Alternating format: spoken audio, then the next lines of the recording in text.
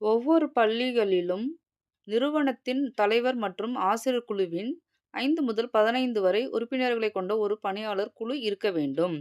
பதவி உயர்வு ஆண்டுதோறும் செய்யப்பட்டு ஆய்வு செய்யும் அதிகாரிகள் முன் அனுமதியுடன் வெளியிடப்படும். 48.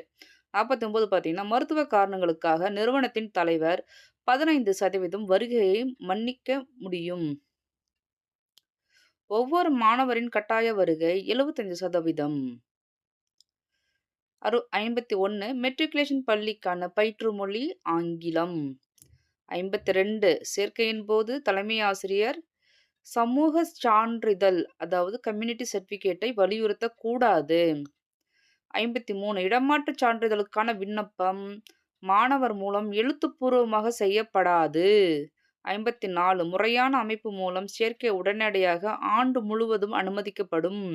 55 டேஷில் எந்த ஒரு மாணவரையும் இடைநிலை மற்றும் உயர்நிலைப் பள்ளியின் எந்த தரத்திலும் சேர்க்க அனுமதிக்கும் அதிகாரத்தை வைத்திருப்பார் யார் அப்படின்னா இயக்குனர். 56 இடமாற்றச் சான்றிதழுக்கான முறையான விண்ணப்பம் பெறப்பட்டால் டேஷ் விதியின் கீழ் அனுமதிக்கப்படும் சிறப்பு கட்டணம் மற்றும் கல்வி கட்டணத்திற்கான அவரது உரிமைகோரல்கள் திருப்தி அடைந்தன என்பதற்கான சான்றிதழை நிறுவனத் தலைவர் உடனடியாக வழங்குவார். 38 விதியின் கீழ். 57 1 முதல் 5 ஆண்டுகள் கழிந்த பிறகு செய்யப்பட்ட இடமாற்றச் சான்றிதழ்களுக்கான விண்ணப்பத்திற்கான மாணவருக்கான தேடல் கட்டணம் ரூ. 10. விதி 48 மற்றும் 49 கீழ் ஒரு மாணவர் பணிநீக்கம் செய்யப்பட்டாலோ அல்லது வெளியேற்றப்பட்டாலோ நிறுவனத்தின் தலைவர் காலாவதியாகும் காலம் வரை டேஷ் வழங்கக்கூடாது. Transfer certificate. 58 59 மாணவர்களுக்கு ஆசிரியர்களின் விகிதம் மற்றும் பல்வேறு வகுப்புகளின் பலம் ஆகியவை அவ்வப்போது டேஷ் மூலம் நிர்ணயிக்கப்படும். இயக்குனர் மூலம்.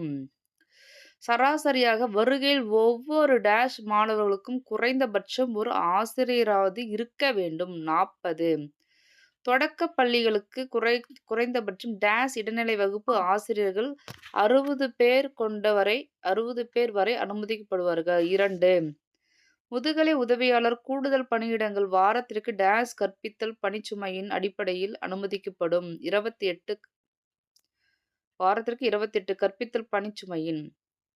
63 தொழிற்கல்விக்கு பாடங்களின் எண்ணிக்கையை பொருட்படுத்தாமல் டேஷ் ஆசிரியர்கள் பணியிடங்கள் அனுமதிக்கப்படும். 2 64 சந்தாதாரர் இடைநிறுத்தப்பட்ட காலத்தை தவிர ஜிபிஎஃப்க்கு மாதாந்திர சந்தா செலுத்த வேண்டும்.